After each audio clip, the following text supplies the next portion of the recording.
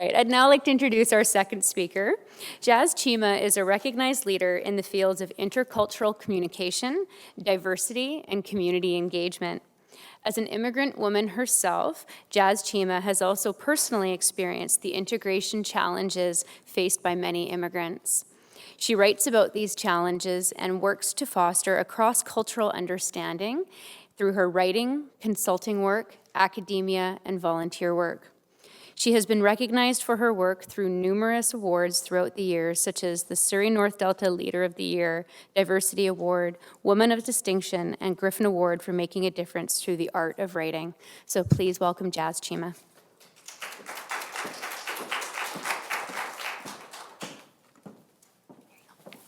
I don't know if you want the stool. Good morning, everyone. Thank you, Katie, for that welcome. I'm really pleased to be here with you to share some of my experiences on cultural safety and diversity competency is the term that a lot of the firms that I've been consulting with are using. And so Belbir and I have done some research that I'll be talking to you about together, and actually measuring staff's cultural competency and cultural safety. I know Belbir likes to use the cultural safety, but a lot of organizations out there are still wanting to use or are still using cultural competency. So I'll go through and talk to you about my practical experience of things I've done with different organizations in terms of increasing their awareness of diversity issues in the workplace. So my longest stint has been at Fraser Health, where I worked for almost 10 years, developing a diversity program and actually measuring our staff's cultural safety in two different research projects that we did, and looking at our community and what they thought of our services and how safe they felt within our acute care facilities. So to start off with, I wanted to just talk to you about diversity itself, because Belbir talked to you about cultural safety a lot and all the power of privilege, all of the other definitions, but we didn't really talk about diversity. And I wanted to, on this slide, I put diversity competent organization, because for Fraser Health, when we looked at the different models, what we did was we actually defined what does it mean to be a diversity competent organization. And so I'll talk a little bit about that in terms of how different organizations will look at looking at the theory and really defining for themselves how they wanted to move forward, and how we went through and developed a strategic plan. And then also a very important part of all of that is evaluating, because how are you going to know you're there? So when we're looking at diversity itself, what I wanted to just point out, I like this wheel because I think it's very simple and it really gets to the point, but and it kind of just really outlines how we're all very diverse in a lot of different ways. And so it's not just about our cultural, but it could be our education background, our genders, even in terms of our parental status. And so that's us at a personal level, but then there's also diversity at the organizational level, and how all the differences that are within the organization. And then let's not forget about the communities that we live in and the society that we live in. So there's many, many layers of diversity within all of us. When we're looking at our community, I'm sorry for those of you online, I didn't really have stats available for all of the different communities, but I'll talk about the Lower Mainland. 75% of visible minorities live in 3 cities in Canada, so Vancouver, Toronto, and Montreal. And 1 in 5 Canadians, that's almost like 20% of our population, is foreign-born. So when we're looking at developing programs and services, again, very important to know who your community is and do your research. In BC, there's Welcome BC that has a lot of great stats and projections on the population. and each of our cities actually also have different projections as well. So 25% of our population in BC is that of visible minorities, and that's followed closely by the diversity that's out in Ontario. And 20% rise in those indicating on the census that their home language or first language is other than English and French. So an important statistic when we're looking at developing marketing material or even educational material for our organizations. And so again, you know, like you need to kind of look at these stats, and these stats were from the 2006, some of these are census, but there was more up-to-date information that is available now with the current census. So this diversity poses both challenges for us and lots of opportunity. So the world itself is becoming increasingly global. And so companies are looking at, well, you know, if that's my population, how am I going to engage these individuals into my programs and services? And there's a huge, huge untapped market. So if you're marketing to different populations, how do I get these people to come in and buy my goods? Right? So if you look at some of the marketing practices out there, if we look at companies like TELUS, they've done a great job in terms of tapping into some of the ethnic holidays and like gearing their sales towards those ethnic holidays. You've got Royal Bank. I saw an ad the other day. They had a special for Diwali, so tap into that South Asian holiday. Walmart coming up with their own line of Bollywood clothing. So again, the companies are looking at, you know, what are we going to do different, right? So Fraser Health looking at, well, we've got this huge problem with chronic disease in the Aboriginal community or the South Asian community. How do we promote health promotion kinds of messages in a culturally sensitive way? And what are the avenues of how am I going to do that? Again, some of the opportunities it's actually posing is also, you know, we've got the increasing diversity gives us a more richness in the fabric of Canada. We've got, you know, the workforce, like our, you know, we're not making enough babies, 1.4 babies, like Belbeer said. So where's our labor market coming from?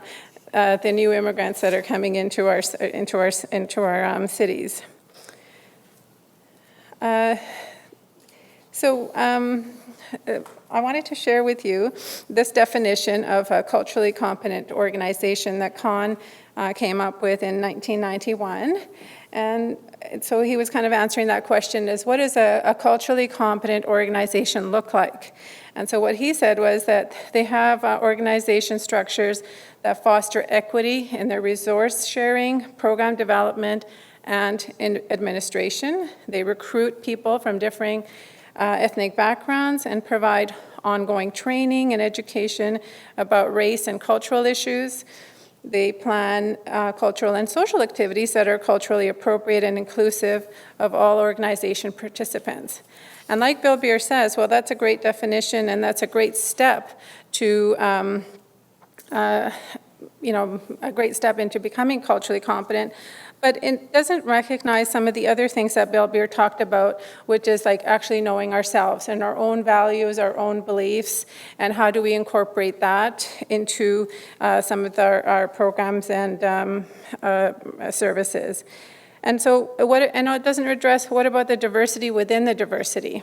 So when we're looking at, you know, recruiting people from different ethnic backgrounds, if we look at South Asian population, we've got, what, 4 generations now? Yeah, and so in each generation has their own culture and own values, and so to broad brush paint a community and say, well, these people are all going to act in a certain way or actually even respond to a certain marketing technique, it's kind of being naive. So, okay. So when we're looking at our organization, cultural safety, needs to occur at 4 levels. So we need to look at our organization as a whole and how we're going to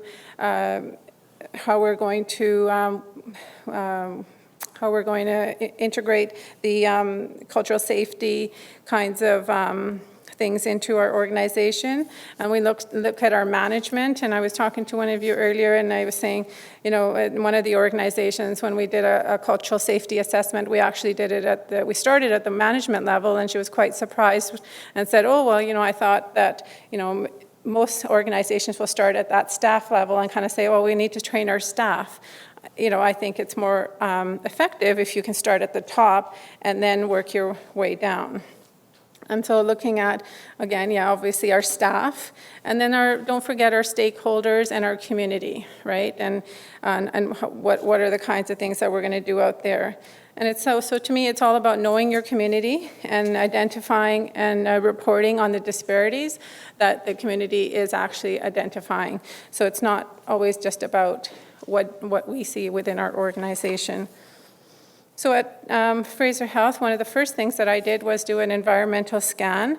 And when we're doing our environmental scan, just finding out who our stakeholders are and who our clients are, knowing what the population is, again, the population projections, knowing what the diversity in our population is. I come from Surrey, and so looking at all of the different aspects of diversity. We've got a homelessness population there. We've got the GBLT community out there. We've got our seniors community out there. So each of these groups have their own issues that they want Fraser Health to look at. They have their own values and beliefs around all of that. And also looking at other organizations around in your area and seeing what is working, what have they done to incorporate cultural safety within their organization. So when I did a scan, I not only did it obviously in Surrey, because Fraser Health is from Burnaby to Boston Bar, we actually did it nationally and looked at some of the hospitals and healthcare facilities and what they're doing differently and what have been some of their gold standards on what's worked for them. So why reinvent the wheel if there is something out there that's already working? Looking at evidence-based research, and I know Belvier says we create stereotypes and biases through that, but I think it's also good to look at that and kind of recognize that some of that can also help you in developing your strategic plan. So in developing a strategic plan, one of the first things that I believe in doing is a staff assessment, and so looking at your staff and how do they reflect the community that you serve. And I know there's a lot of controversy over that too, because at Fraser Health it was like, oh well, we can't ask staff to identify their ethnicity or if they have a disability or any of those kinds of questions. Yes, true, you can't mandate that. But if you have the right messaging about why you're doing it, and it's not about that we're not going to give you, ABC community any jobs, we're only going to be targeting, or we're going to be target hiring or anything like that. Like what are some of the advantages of you putting in those initiatives? I think most staff on a voluntary basis would identify their different aspects of their diversity. And so Belvier and I did this at Surrey Memorial Hospital, and I don't think we had any pushback in terms of staff identifying the different aspects of diversity that pertain to them. Input on program services, and so from a staffing perspective, so when we were looking at our nursing staff at Surrey Memorial, getting their perspective on what's working out there for them and what's not working when they're dealing with a diverse patient base. Input on the training that's already being offered, and also what is it that you would like to see? What kinds of skills sets that are you wanting to develop? And then we did an assessment of our community and our patients. And, so we use this also as an opportunity for us to educate the community about what we were doing in terms of diversity and why we were doing it and how we were really interested in making our services more culturally sensitive and culturally safe. And again, what's working, that we know when they come into our facilities, what's working for them, and ideas to further develop some of our programs from a community perspective. With that information in hand, so environmental scan and the input from our staff and from our community, we went on to develop a mission, vision, and values statement. Again, I think those are really, really important, and in terms of really getting your messaging out to your staff and also out to your community, that this is what we believe in, and this is how we're willing to work with you to develop some of this, develop these programs. So at an organization level, we developed a policy, a diversity policy, and very clearly outlined our values. And I think and it's in the values where we kind of said, you know, we're going to make our programs culturally and spiritually safe. But we also had a caveat in there. It's where we can. And that Balbir alluded to that, because there might be times when we're not able to. So yes, when somebody's having a heart attack, our first and foremost priority is to save lives, right? And so we're going to save lives. We're not going to be sitting there and kind of going, well, did you want me to remove your turban, or did you want me to, shave your hair or not? Like, we will save lives. And again, that might be easy for us to say, but then when we went out into the community, getting that message out to them too, that, our first and foremost job is to save lives, right? And so, if this is your child, and they're needing emergency surgery, they've been in a car accident, would you want us to wait and kind of wait for the parent to find out if we're going to shave their hair or something like that? Or did you want us to save their life? And so getting those, it might seem very simple, but when you're out in the community and you cut somebody's hair, and there's a media story that says, oh my God, Fraser Health nurses, they cut somebody's hair, they're not really reporting on the fact that, well, we actually saved their life in doing that, right? And so, I think, and then with the community, we also kind of went in and said, well, these are the values that are really important to our organization in terms of how we're going to treat you. So I think when those values are there and people know why you made those decisions, rather than it was just, the flavor of the day, or I chose to do that, or I was ignorant, there's more buy-in from the community as well. Then so I already kind of went and said the policy piece, and then we looked at the different programs and our service delivery. And in that, we looked at our intake process and how we were identifying people in terms of if they needed an interpreter or if they needed any sort of accommodation for their diverse need. And so again, our intake process was changed because, we weren't really identifying any of that. We weren't saying, do you have any cultural or spiritual needs that might affect your care, or that might affect your care while you're with us. And so if we were not asking, so we were asking the community to identify if there was something that they wanted done differently. And again, our message was, we will do this where possible, right? And so again, and then we had to come up with a process of how that information was going to carry on with them throughout the different departments that the organization had. So it was quite a lengthy process. It wasn't just a one day, oh, well, we'll ask this question. It's so easy, right? But, when you have an organization that's, 1.8 million people that we're serving, it's not a one-day project that just to put one question on an intake process. And then we looked at our community relations. And again, we used some of this work to develop our community relations as well. And then looked at developing relations in our ethnic media as well.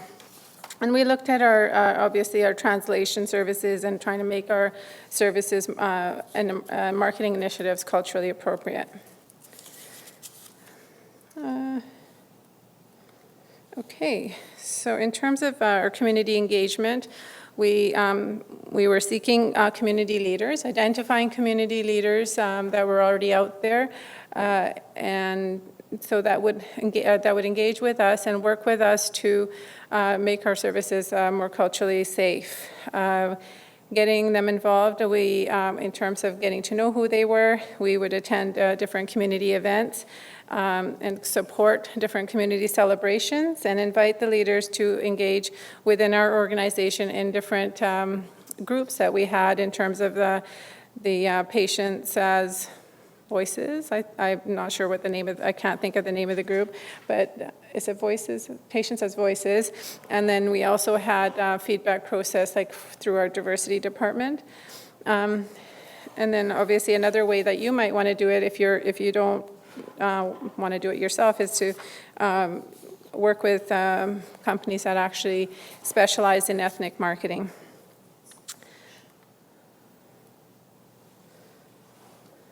In terms of the marketing, I think very important is that, a lot of people, when we first started out in this industry, were just translating material.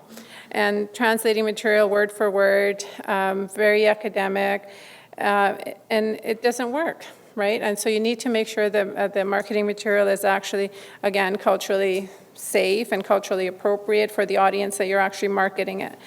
We have some really kind of key buzzwords that we use in the English, which sometimes they don't really translate well into whatever language it is that you're translating. We had a real catchy one where it was all around immunization, and it was be wise, immunize, and it was like a bumblebee, and then wise, and then immunize, right? But how do you translate that into, another language? It seems great in English, but it doesn't really translate well into another language. Or in healthcare, we say, she had a heart attack, and then she was a vegetable. And so when I'm reading a Punjabi translation, and the translator didn't really understand what it meant to be a vegetable was, and so he's translating, you have the heart attack, and then he's like the word that they use was like what we would say is a casserole, and I'm thinking, well, it doesn't make sense because he didn't understand what it meant either, right? So so I've already said that. Using ethnic media is another great way of getting your messages out. A lot of the new immigrants especially listen to the ethnic media, and they can even help you with your translating the right messages. And also remembering again what I said earlier on, which was targeting various generations. So my generation, I listen to mainstream media, I read mainstream media, kind of newspapers. So maybe marketing to me, although I'm South Asian, just using the mainstream media is going to be great. And, obviously education level and that kind of thing is different than, marketing to my parents who speak English, but mostly tend to listen to some of the ethnic media, and that's where they get their information from. So Belbir alluded to this as well. When we're looking at our staffing, we do say that, your staffing should reflect the community, but that doesn't by any means mean that all of a sudden you're culturally safe, right? And that's a very big misunderstanding that, I'm going to just hire people, we've got these refugees coming in, I'll hire people from that community, and all of a sudden, we're going to know what to do.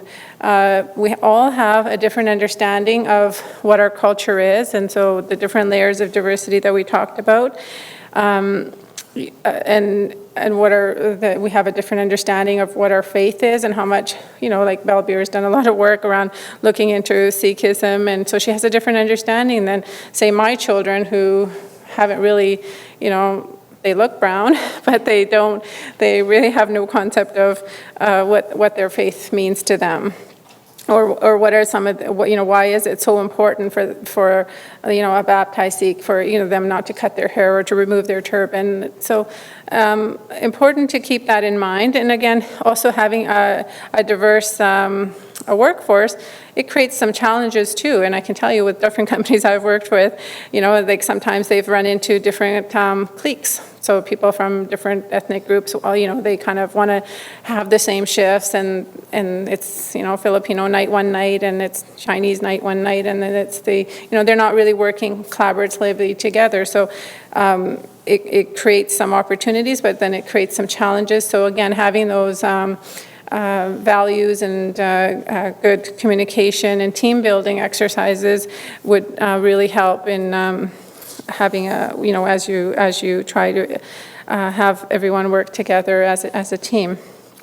So another important aspect is diversity training, and I understand what Bill Burr is saying in terms of, well, you know, it's great to have the bottom part, which is the knowledge and information about different communities, but or it creates stereotypes, but I still think that you do need to have some information about what these communities are about, you know, what were some of the oppression kinds of issues or power and privilege issues that they've gone through to actually be here.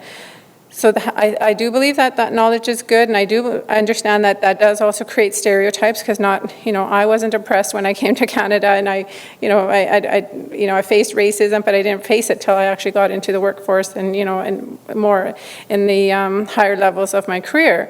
So each person has had, you know, different experiences around that. So yeah, we don't want to create stereotypes, and we do want to have that knowledge.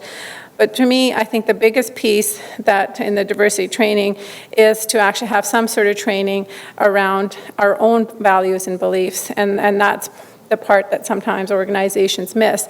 They'll have people come from the gay lesbian community and talk about, you know, what issues they're facing, or the South Asian community and what issues they're facing, but then they never have that training around, you know, what about my own beliefs? What are my own biases and stereotypes that I have? And I think in Canada, most of us say, oh, we're so accepting. You know, we love everybody. I don't treat anybody differently. But yet, like even myself, I can tell you, like, I'm more aware of what my stereotypes and biases are, but I have them too. And I think that's the big piece, is just, you know, having that awareness of what are my stereotypes and biases, so that, you know, when I have this other ABC person in front of me, that I'm going to be more understanding and more open and curious about, you know, what's their experience been versus, you know, what my last person who treated me shitty was, and so therefore I'm going to project that onto this person. And there's lots of different exercises that are available, or workshops that are available on that self-reflection piece, and where we can do experiential exercises on projection and how we project our own experiences onto other people, whereas and not really understanding what that other person is actually experiencing.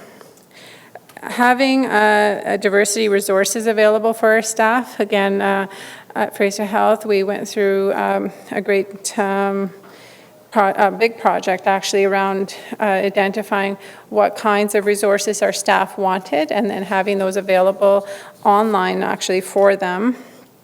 And in having those resources available, it's not just like cue cards. Well, we developed cue cards where, you know, they'd be able to have some keywords that they could use.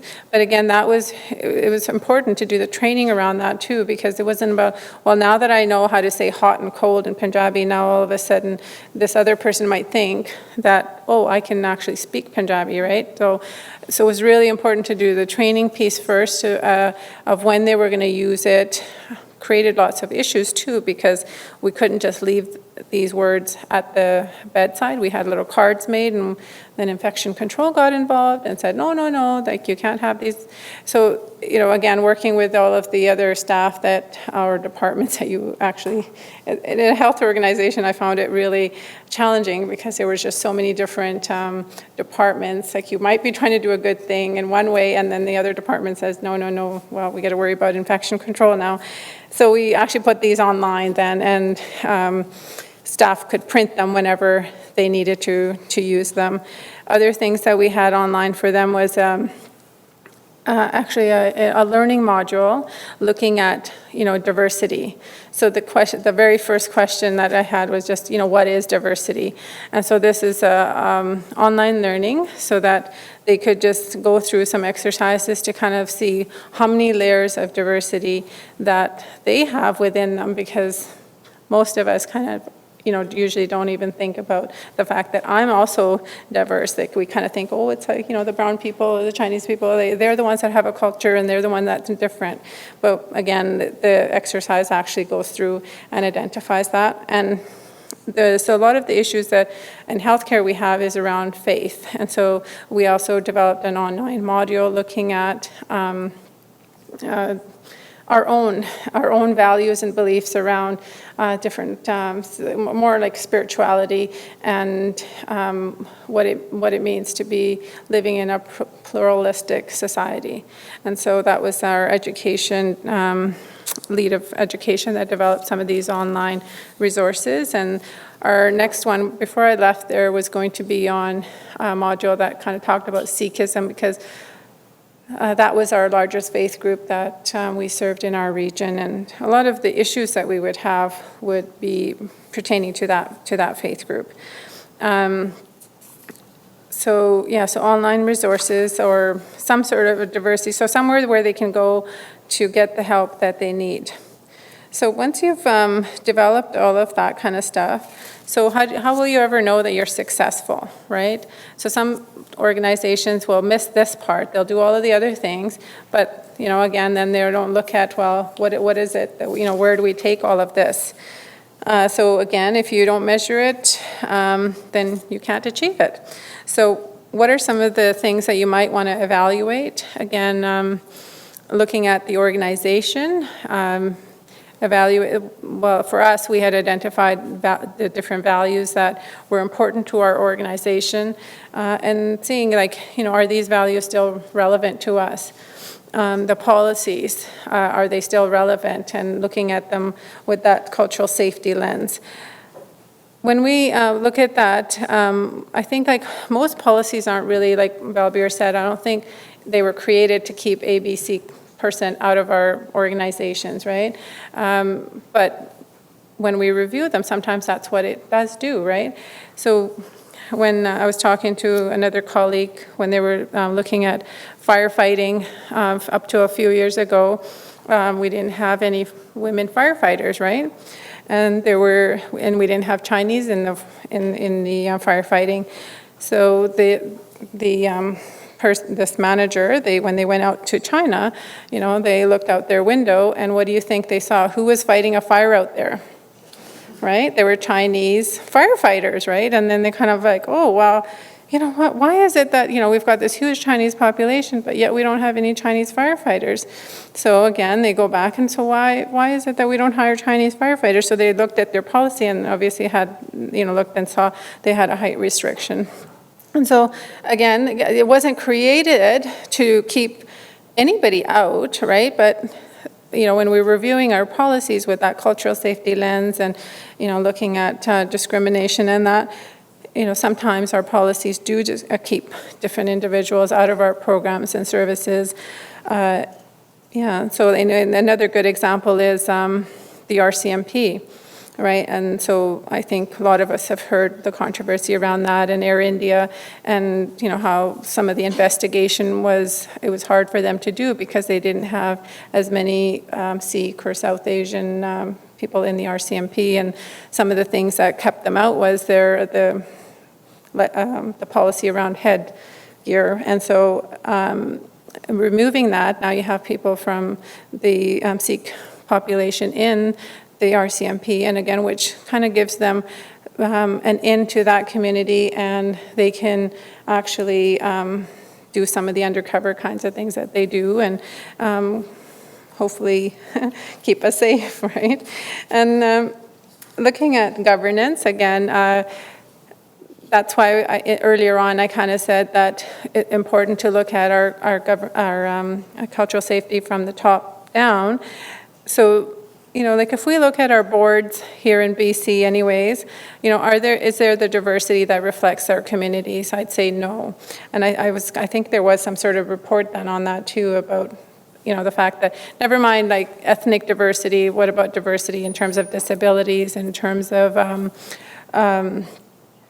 the GBLT community, and even like age diversity. And so so it's really important to look at some of our boards and look at, do these boards really reflect our community, and if they don't, why?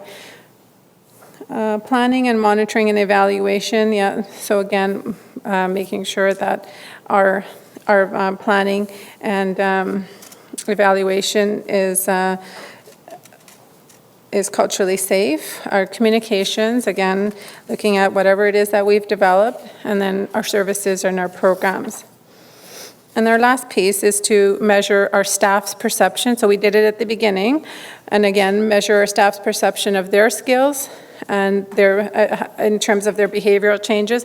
There's tools out there that you can use to measure your staff's cultural safety or cultural competency at the beginning and after you've provided training. And then also measure the client's perception of the organization as well. So when we're looking at a culturally safe organization, again, look at it holistically in all areas that whatever it is that your organization looks like. But this diagram I just wanted to share with you in terms of making sure that you cover all of the different areas of your organization as you're looking at a culturally safe organization. And in the closing, I just wanted to leave you with this quote, because when we're looking at our organization, again, we're looking at everything around us, right? But for me, cultural safety and respect and all of those kinds of things starts with you and knowing yourself. And I think if there's anything that you get out of Valbir and I's presentation, it is that, right? So it starts one person at a time. So it starts with you, knowing yourself and your beliefs. And if you're living in integrity and your organization, and that goes out into our communities.